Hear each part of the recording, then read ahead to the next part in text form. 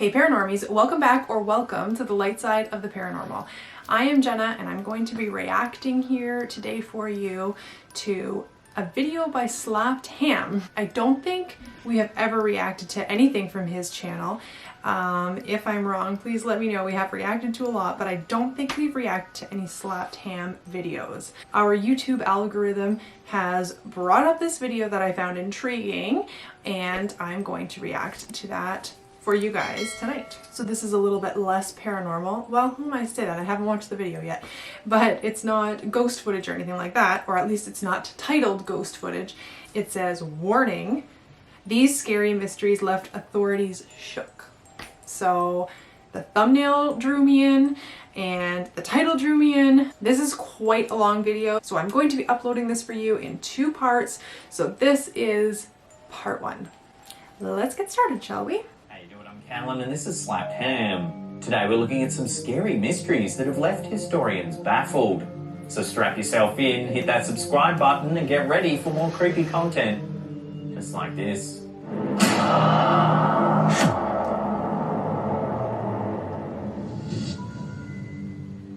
Were life-size mannequins on the porch of a house on Main Street in a sleepy New York town, trying to convey messages from the beyond. Believed to be the oldest house in New Hamburg's historic downtown, 9A Main Street hosted bizarre, eerie mannequins. These mannequins changed clothes and positions regularly between 2005 and 2017. Little is known about who lived in the home during this time. However, the history of the property is well known. How could you not know who lives in that? On a cold night in February 1871, a 25-car freight train on the Hudson Line derailed about 200 feet from the John Lawson house. It then erupted into a fiery ball that claimed the lives of 22 people. Jeez. More tragedy enveloped the property just a few years later. A fire took out nearly all the properties surrounding the John Lawson house. This is where the theory of the origin of the mannequins becomes interesting. Many people believe that the mannequins are inhabited by the souls of those who perished in the fiery incidents. Yeesh. Many astute observers have noticed that the mannequins always seem to be staring towards the site of either the train derailment or the origination point of the fire that followed. Of course, many dismiss the mannequin mystery as nothing more than a creative hobby of a homeowner, perhaps taking advantage of a scenic porch that's visible from the town's busiest road. Adding to the confusion is that the John Lawson house has been sold and listed on the market several times within the last decade. This means that successive owners of the house would have had to have been in on the mannequin mystery for it to continue. Weird. Unfortunately, for anyone looking to scout out the home, mannequin activity stopped after it was sold to its current owner in 2017. Darn. So I'm gonna say that it probably isn't paranormal. I'm not saying it's not 100%. The fact that through ownerships, people have kept up with this mannequin thing is like the coolest. As different people own homes, they keep up with the traditions of what the neighborhood is used to. It's really cool. It says a lot about the people who live there as well. Very neat. I've never heard of that. Okay, next one. Said to reveal chilling mysteries and long-kept government secrets, the Book of Alien Races has marketed itself as a supposed treasure trove of secret Russian KGB information. Thought to have originally been written in 1946 as a manual to inform KGB agents of the various alien races that have already visited Earth, the text was said to have eventually been translated from Russian into English by a former European Special Forces sergeant named Dante Santori. Collecting first-hand accounts of long covered-up alien encounters as well as Russian documents guarded by the KGB, this book is full of information. While skeptics doubt the authenticity of several of the events detailed in the book, many seem consistent with those historically recounted in several American and European UFO sightings. The book chronicles Russia's relationship with aliens over time, detailing Russia's attempt to create their own spacecraft, as well as their communications with various alien races over the years. It also acts as a guide for the human understanding of alien life forms, recounting their possible intentions regarding the human race, some of which are not positive. While the concept of a leaked alien text is certainly fascinating, if it were true, it would have the power to rewrite history. Unfortunately, without further information regarding its authenticity, this book will have to remain a mystery. Meh. Moving One on. of the eerie mysteries that left England's authorities baffled begins in Hadley Wood, Enfield, North London. Kennedy Ife was a typical 26-year-old living with his parents and 5 brothers. One day he began to complain of some symptoms, including stomach and throat pain, and difficulty sleeping and breathing. At first his family just thought he was coming down with a minor illness. However, he started to act differently, becoming withdrawn and sullen, very different from his usual demeanour. This behaviour eventually escalated to extreme violent mood swings, in which he lashed out at family members. In one instance, he even attempted to bite his own father. Ooh. After this violent incident, Kennedy's family confronted him about his bizarre behaviour. He told them that there was a seed inside of him that was growing into a serpent. Kennedy seemed incredibly agitated about this, even attempting on several occasions to mutilate himself with a knife to dig out the offending seed. He also rambled about the mark of the beast, the number 666 being on him. The family had these types of conversations with Kennedy repeatedly over the course of about 2 weeks, before they eventually decided to take action. They believed that there was another personality inside of him, most likely a demon that was trying to kill him. They believed that they had to restrain him to protect him from himself. The family overpowered him and tied him to a bed with cables and handcuffs. They kept him there for 3 days while they prayed over him, hoping that their constant vigil would force the demon to leave. Throughout the 3 days, Kennedy alternately barked and growled like an animal. Near the end of the 3 days, he began to complain of dehydration and being unable to breathe. Kennedy Ife died of cardiac arrest after being tied to the bed for 3 days without food, water, or rest. Likely attempted to perform some sort of resuscitation based on the bruises on the body. Oh, However, man. numerous family members were arrested on charges of manslaughter, false imprisonment, and causing or allowing the death of a vulnerable adult. They denied the charges, insisting they were only trying to help him, and that they never believed he was in any danger from their attempted exorcism. In the end, all were acquitted and set free. Even so, what really happened behind the closed doors of the Ife home remains one of the eerie mysteries that authorities will likely never solve. What do you think? Was there really demonic possession at play here? Was an exorcism justified? Or was it gross negligence at the hands of an impressionable family? Love to know your opinions on this one in the comments section below. Okay, so first of all, who am I to say this wasn't a possession? I have absolutely no idea. But that was very upsetting to hear, because why wasn't medical attention the first thing that came to mind, or a psych evaluation or something? It seems like he could have easily been struggling with mental illness. He got no help from his loved ones other than personal religious help, which did absolutely nothing. That's hard to hear. Oh, being strapped to a bed for 3 days. Like I said, I am in no place to say it wasn't demonic possession, but I am in a place to say, why was that the first thought? Why wasn't seeking professional help part of the help they wanted to give him?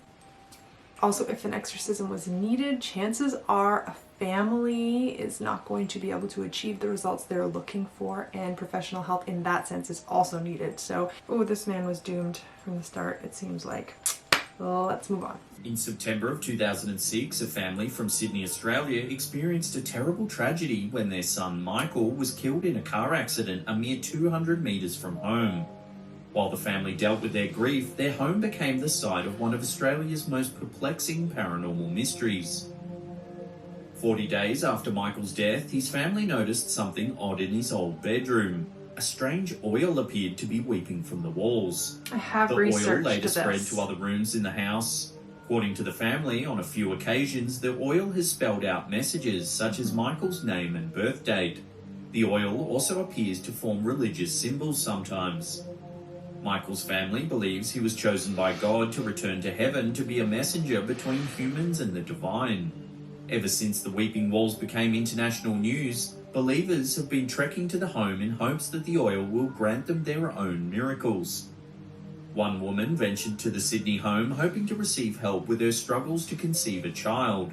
1 month after praying in the home, she returned to inform the family that her prayers had been answered.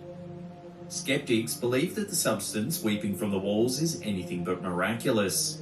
People from around the world have stated that walls can weep, from materials under the paint or leaks in the ceiling or pipes. However, extensive testing by the Antiochian Orthodox Archdiocese has been unable to locate a plausible source within the structure of the house. When research is done by the church, personally, I feel like that's untrustworthy. Maybe if scientific research had been done not involving the church, then that would be more believable. Just saying. Continuing. Testing of the oil itself has determined that the liquid is made up of water, gold, and a safe level of uranium. Archbishop Paul Saliba believes that the oil weeping from the home's walls has no earthly explanation. According to him, it's nothing short of miraculous. I mean, if it's got gold in it, that's also quite interesting. On November 23, 1944, at the height of World War II, a base in Kortenberg, Belgium, became the site of one of the most perplexing wartime mysteries. The personnel at the base were shocked to spot a B-17 bomber hurtling towards them. No emergency call had been received, so no one was expecting to see a plane flying recklessly above. The personnel at the base could only wait and watch as the bomber plummeted towards them. Much to their relief, the crashing plane just missed the base's structures. As it passed, the soldiers noted that the landing gear was down. It hit the ground violently and began bouncing across the terrain before eventually coming to a stop. Relieved that no one at the base had been injured, the personnel watched with bated breath for the bomber's crew to emerge and explain their dramatic crash landing. 20 minutes passed, but the crew never appeared. Those who had observed the crash were hesitant to approach the plane. Their enemies had been known to resort to sneaky tactics, so they couldn't dismiss the possibility that this was a trap. Eventually, British Major John V. Crisp decided to investigate. Crisp cautiously approached the plane and opened its hatch. Inside, he made a startling discovery. The interior of the plane was empty. According to Crisp, he located partially eaten food, suggesting that the plane had recently been occupied. However, there were no people, alive or dead, and the plane's parachutes hadn't been used. That was going to be my next question. How had the plane flown and landed without a crew? The military began investigating and eventually discovered that the plane's crew was alive and well at a base in Belgium. They reported that the plane had been damaged, so they set it on autopilot and bailed. But how had the plane travelled so far without a crew? And how had the crew escaped without parachutes? Even more perplexing, how is it that an unmanned plane managed to land in a military compound? Decades later, these questions remain unanswered. I mean, I'd say coincidence, but I don't believe in coincidences, so that's interesting. Circleville, Ohio is a small town with just over 13,000 residents. It was the type of town that you might describe as sleepy or quaint. However, in 1976, a series of mysterious letters sent the entire town into a panic, beginning one of the country's creepiest unsolved mysteries. These letters, mailed to several Circleville residents, were filled with vicious threats, vulgar drawings, and personal information that the recipients believed to be closely guarded secrets. The letters had no return address and used the same distinctive block lettering, likely an attempt to disguise the writer's actual handwriting. Most of the Circleville residents who were targeted received only a single letter. However, Mary Gillespie was unlucky enough to find multiple letters in her mailbox over the course of several months. She received multiple letters accusing her of having an affair with the school's superintendent. The writer demanded that she put an end to the behaviour, saying that they would be watching her closely. Mary attempted to hide the letters. Then things took a turn. Another letter arrived addressed to her husband, Ron Gillespie. Ron was instructed to put an end to the affair. If he failed, he would die. Mary denied the claims, but her reputation was permanently ruined by the accusations. Then, on August 19, 1977, Ron received a phone call. He seemed angry and left the house with a gun. He was later killed in a car crash. The death was ruled an accident, but later letters suggested that the sheriff was covering up the truth. The letters ramped up after Ron's death. One even included a crude trap meant to kill Mary. Unable to take the pressure, Mary admitted to the affair. Her brother-in-law was accused of writing the letters and was arrested, but the letters continued during his confinement. No other suspects were ever identified. Oh, this was confusing. There's a lot going on there. The appearance of Our Lady of Zaytun marked what is commonly known as a mass Marian apparition, or the reported appearance of Mary, Mother of Jesus. While this isn't the only one of its kind, it's nevertheless drawn worldwide attention due to its length. Occurring over a period of roughly 3 years, beginning on April 2nd, 1968, the appearance of Our Lady of Zaytun was a massive phenomenon. It appeared in the Zaytun district of Cairo, Egypt, and led to a lot of controversy over time. I want to see a picture. The first to notice the apparition was Farouk Muhammad Atwa, a bus mechanic, along with 2 other men. Positioned just out of St. Mary's Coptic Church, the group of men all believed to have seen a woman jump to her death. The police were called to the scene, and by the time they arrived, a massive crowd had gathered outside the church, all claiming to have seen the same thing. As there was no body, the police denied the events. So what did they all see? 1 week later, and reappearing several times over the course of the next few years, there were reported sightings of apparitions plaguing Zaytun. News of the figure made it all the way to the Vatican itself, with Coptic Orthodox Pope Kyrillus IV approving the sightings. Images of the apparitions were captured by numerous Egyptian news outlets. Are these real photos? The event was even acknowledged by the Egyptian president himself. Weird. The police could find no evidence of projection devices around Zaytun. Given the overwhelming mass numbers of sightings, as well as the sheer amount of photographs capturing said apparitions over the years, the Egyptian government has had no choice but to acknowledge the appearance of the apparitions in Zaytun during those 3 years as a real supernatural event. What do you think happened in Egypt all those years ago? Was it a real religious miracle or mass hysteria? Let me know what you think in the comments section below. I have no idea. I feel like... We've all experienced I don't know, downpours heavy enough to have us proclaim that it's raining cats and dogs out there. Nature took things one step further in a small community in Kentucky, I never heard where of it rained this. beef, lamb, deer, bear, horse, and other unidentified meats one strange day. It's documented that the sky rained meat in a little settlement called Rankin in Bath County, Kentucky. It occurred during a period lasting 1 hour between 11 a.m. and 12 p.m. on the 3rd of March, 1876. Gross. Very little about this bizarre event has actually been settled in the decades since it happened. However, it was recorded that chunks of red meat measuring in at about 2 inches by 2 inches fell from the sky in a square area covering 100 yards by 50 yards. These weren't neat cube chunks of meat like you might find in the grocery store either. Residents sitting on their porches observing the downpour reported that the meat looked grisly. People at the scene were able to identify a wide variety of meats. Nice photo. They ranged from everyday beef to bear flesh. Bits of meat were sent to Newark Scientific Association for further review. This revealed that there was a high possibility at least some of the meat was human in origin. So what caused meat to pour down on this town 150 years ago? I didn't know about We the may human never part. actually know. The most popular theory blames birds. Locals who witnessed the event largely believe that buzzards or vultures had vomited up large heaps of meat after embarking on a feeding frenzy. Of course, some locals saw the carnage drizzling from the sky like a cruel storm as a warning sign from God. What happened in Kentucky will likely remain one of the weirdest unsolved scary mysteries of all time. Yeah, I have no theories as to that. Please, if you have any idea what that could possibly be, please leave a comment down below. That would be one of the grossest things, something I would really want to know the answer to. On the 5th of May 1979, calls began pouring into Birmingham, Alabama radio news and the local police department from motorists reporting a car driving around with a hand sticking out of the trunk. The reports spread like wildfire, frustrating police who were unable to locate the vehicle.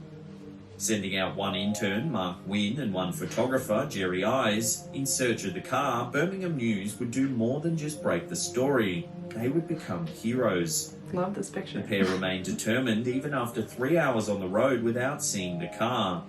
Finally, their efforts were rewarded when Wynne spotted the beige Dodge travelling northbound on Interstate 2059 in Ensley, a neighbourhood of Birmingham. Is that real? However, that was the moment that reality sunk in for the pair. This was no joke, and they needed police backup immediately. Oh, man. Waiting for the police, the pair were faced with the difficult task of successfully tailing the vehicle without being seen. I don't like seeing that. What's more, the two still had their journalistic duties to attend to, managing to capture photographic evidence of the event. Eventually, the driver of the vehicle became aware of the news reporter's presence. However, the reporters continued to tail the car as it was finally met with a Birmingham police convoy. When rescued, it was revealed that Gary Collier had spent 14 hours in the back of the trunk after being stabbed, beaten and robbed. Trying desperately not to pass out from the carbon monoxide emitted from the vehicle's exhaust, he overheard two men discussing how they planned to finish him off. Luckily, Collier was able to get the attention of passing motorists by waving his fingers through a gap in the trunk. While the story ultimately had a happy ending, it could have been a far more sinister one.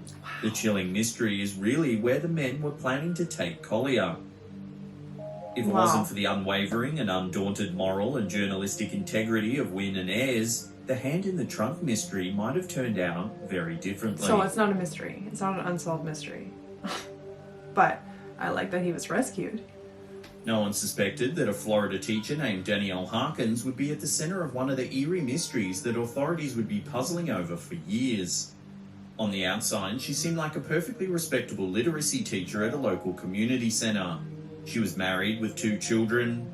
Shortly before the events that put her at the center of a media frenzy, she and her husband went through a painful divorce.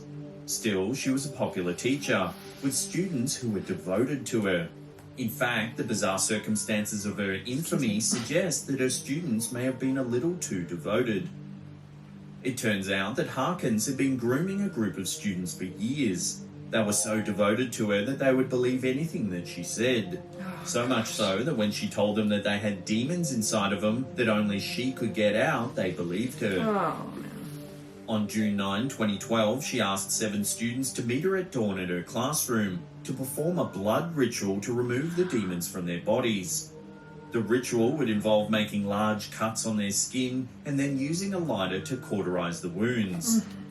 During the ritual, the flames Harkins planned to use to cauterize the wounds got out of control, and one student received second-degree burns. Another was accidentally cut on the throat with a broken bottle. The students who participated in the ritual were so loyal to Harkins that none of them mentioned the ritual to their parents after the fact, even though 2 students were hurt. One of them did mention it to a friend, who immediately told her own parents. They reported the incident to police, who arrested Harkins. To this day, authorities have no idea what pushed Harkins to commit such bizarre acts against her own students. Some theorise that the bitter divorce from her husband, combined with a zealous interest in religion, may have been the trigger. But because the loyal students have remained tight-lipped about the incident, the truth remains a mystery. That's interesting. I'd love to know what was going through all their This minds. next creepy story was the subject of a book and accompanying 90s film called The Haunted. It all started when a couple named Jack and Janet Smurl moved into their home on Chase Street in West Pittston, Pennsylvania in 1986. Before long, they were disturbed by what they described as demonic activity. It's been alleged that the aggressive being in the Smurls' home battered their dog against a wall, shook their mattress, dragged Jack Smurl out of bed, and pushed one of the couple's children down a flight of stairs. Oh, man. It's also said that the dark, otherworldly being also physically and sexually assaulted members of the household. Famed paranormal investigators Ed and Lorraine Warren were brought in to examine the residence and determined that the home was occupied by a powerful demon. It was after the intervention of Reverend Joseph Antonizio of Immaculate Conception Parish in West Pittston that they finally got some relief. The couple claimed the activity quieted down. However, the occasional knocking sound or lurking shadow could still be observed. The Smirls eventually moved on from their infamous home just a few years later. The next family to move in shared that nothing strange at all could be observed. Questions have always lingered regarding what the Smirls really experienced inside their supposed haunted house. Professor Paul Kurtz of State University of New York at Buffalo was a vocal skeptic regarding the case. Kurtz and many others pushed the theory that the Smirls were experiencing a psychological event instead of a supernatural one. I'm going to pause just for 1 second. I don't know this story at all. I don't think I've ever heard of this story, but I find it very interesting to note that in every photo that they show, nobody is smiling. I don't know if these photos were taken when all of this was going on and it reflects how they were feeling at the time, but I don't think it's something you can look past. That something about that is eerie and not okay. So far, this is the third photo they've shown and no one has smiled. Just interesting to note. Let's keep going. One interesting plot twist is that Jack Smirl told a newspaper reporter he underwent surgery to remove water from his brain in the early 1980s. This was after experiencing short-term memory loss stemming from meningitis in his youth. So could the famous Smirl haunting have been nothing more than hallucinations that got out of hand?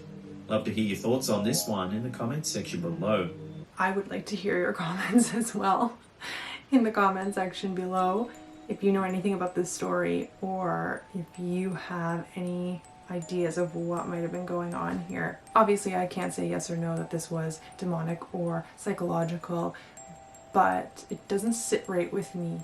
Let's keep going. The First World War had its own share of wartime mysteries. For example, during the Battle of Mons, the British forces, who were fighting the far greater numbers of the German army, had an experience that many call a miracle. At the start of World War I, the Allies believed that victory would come swiftly and easily. At the Battle of Mons, they were proven wrong, when the British were forced to retreat. They suffered many casualties and public confidence began to waver. That is until stories began to spread about the mysterious forces that apparently appeared at a key moment in the battle to prevent the Allied forces from an even more devastating defeat. I'm so intrigued. According to these stories, angels armed with bows appeared on the battlefield, alongside St. George, a soldier and patron saint of England. The aid of these heavenly soldiers allowed at least some of the British to escape the battle with their lives intact. Numerous accounts of the celestial soldiers were spread and published, and the stories significantly improved the morale of the Allies and their supporters. Many believed that the heavenly aid was a clear indication that they had a divine blessing and that their cause was just. Unfortunately, there was significant controversy over the truth of the tales. The most vocal critic was Welsh author Arthur Machen. Machen had published a short story entitled The Bowman in the London newspaper The Evening News that bore a strong resemblance to the tales of the Angels of Mons. In his story, a frightened and dejected soldier at the battle prays to St. George, who sends an angelic bowman to destroy a German battalion. Machen believed that the other accounts of heavenly intercession were hoaxes based on his fictional work. Were angels present at the Battle of Mons, serving as protectors of the Allied troops as they fought an impossible fight? Many still believe in the veracity of this story of divine providence. I feel like something divine could have been there to try and help them, for sure. The Overton Bridge in West Dunbartonshire, Scotland was built in 1895. On first glance, it appears to be a completely ordinary structure. However, it's actually the site of one of Scotland's most bizarre unsolved mysteries. There are many mysteries surrounding bridges. Bridges are symbolic of crossing over, making them a common setting for eerie ghost stories and urban legends. However, the Overton Bridge is unique. While it's the site of numerous unexplained deaths, those deaths have primarily been those of canines. According to locals, over 50 years, approximately 50 dogs have died there. The dogs were seen crossing over the bridge when they became agitated before eventually leaping over the side of the bridge. 50 dogs died from injuries sustained by landing on the rocks below. Another 600 have been reported to have jumped from the bridge but survived. 600 but survived. All of the dogs who have jumped from the bridge are breeds that are typically used for hunting. The leaps always occur on clear sunny days from between the last two ramparts on the right side of the bridge. One theory purports that this particular spot on the bridge represents an area where the world of the living is in close contact with the world of the dead. That was my These theory. dogs, with their keen senses, are able to discern the closeness of this other world and jump towards it, unknowingly leaping to their deaths. The nearby town of Dumbarton also has an abnormally high suicide rate, leading many to believe that the area is home to some sort of supernatural activity, leading many to seek their own deaths.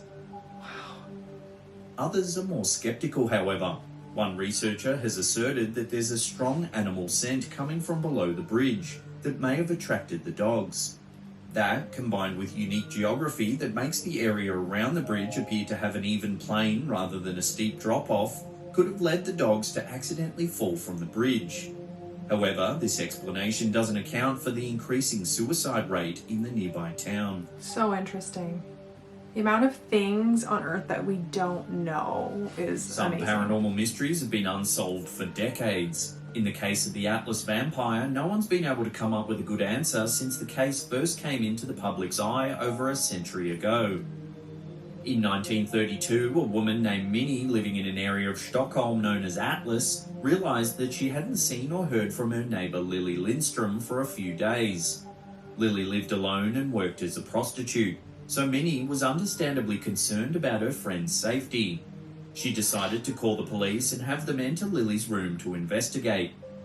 When the police entered the room, they sadly found Lily's deceased body lying face down on the bed. Yeah, I've heard The body this was naked and her before. clothes were folded neatly on a chair near the bed. When police examined the body, they determined that Lily had been killed by a blunt blow to the head. Unfortunately, it isn't uncommon for sex workers to meet a violent end. However, upon further investigation, police quickly determined that Lily's case wasn't an average murder. One of the things that police often look for when investigating a murder is the pattern of blood in and around the crime scene. However, there wasn't a speck of blood in Lily's room. In fact, medical investigators determined that there wasn't even blood in Lily's body. Someone had drained every last drop from her. That's right, I forgot They about also that. found saliva on her face and neck, which led many to believe that she'd been the victim of a vampire. Skeptics sex. point out that this detail could be easily explained by Lily's line of work, but not all of the clues can be easily explained away. For example, police later found a blood-stained ladle in the apartment that could have been used to drink Lily's blood. Oh, God. Despite heavy news coverage of the Atlas vampire and an extensive investigation, the identity of Lily's killer remains a mystery. That is weird. First published in 1967, Stranger at the Pentagon was written by multiple PhD recipient Dr. Frank Strangers. Many believe that it is, in fact, a true account of an alien being from Venus named Valiant Thor, who acted as an advisor to the US government during the 1950s and 60s.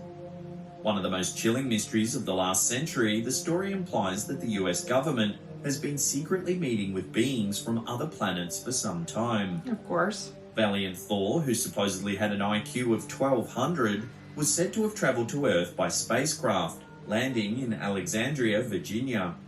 Soon, meeting with US President Eisenhower and Vice President Nixon, Thor would claim to have come to Earth from Venus.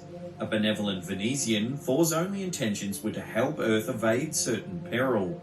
He cited everything from the Cold War to nuclear weapons development, and also offered advice on dealing with other alien races.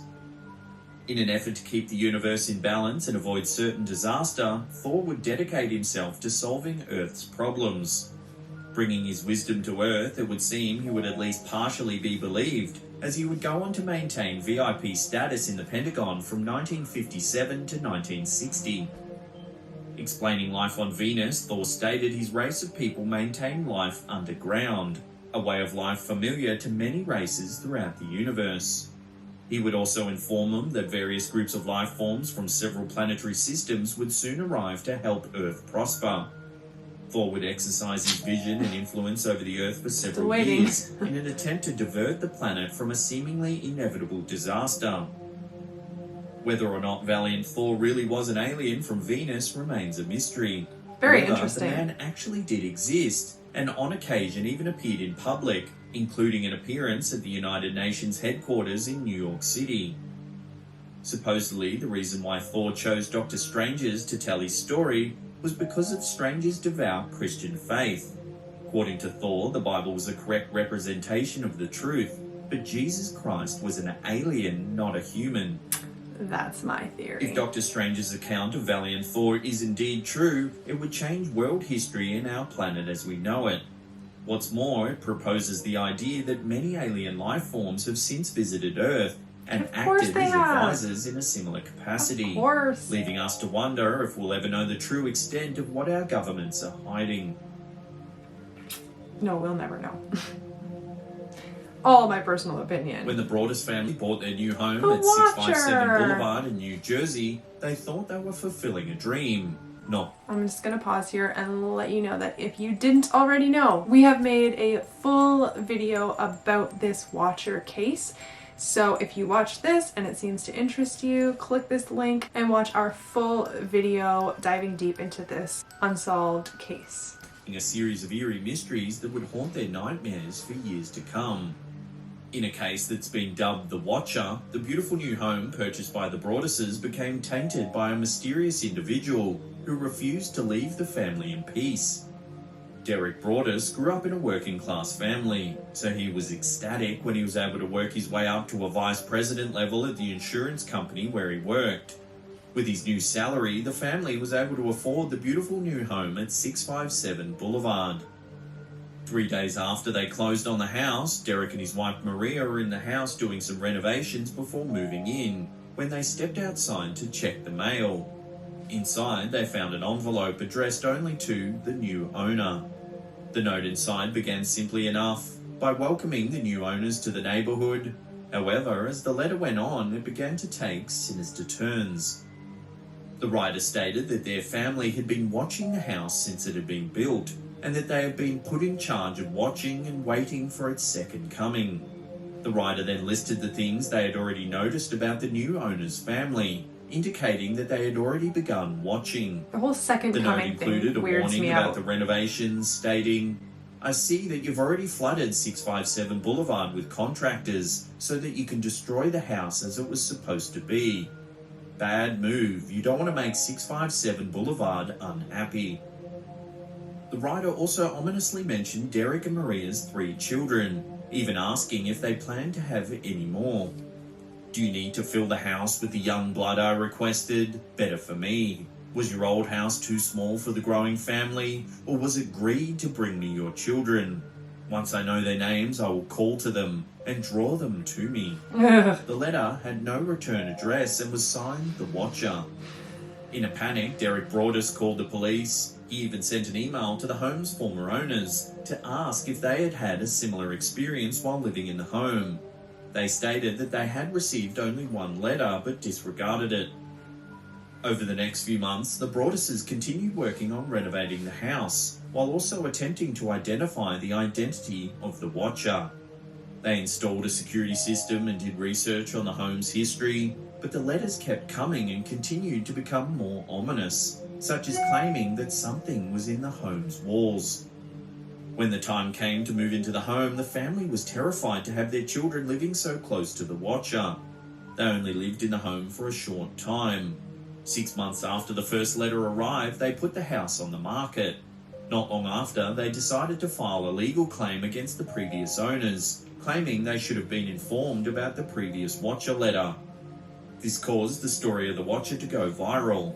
Yet, despite the story's fame, no one has succeeded in discovering the true identity of the terrifying stalker, who managed to turn the Broadus family's dream home into a nightmare. And I'm going to pause it there, and this is going to be the end of part 1. So if you enjoyed this video, please make sure to click that like button. Please comment down below your thoughts about these unsolved cases. Well, there was a few that were solved, but for the most part, any of these cases. I would love to know your thoughts and opinions on them.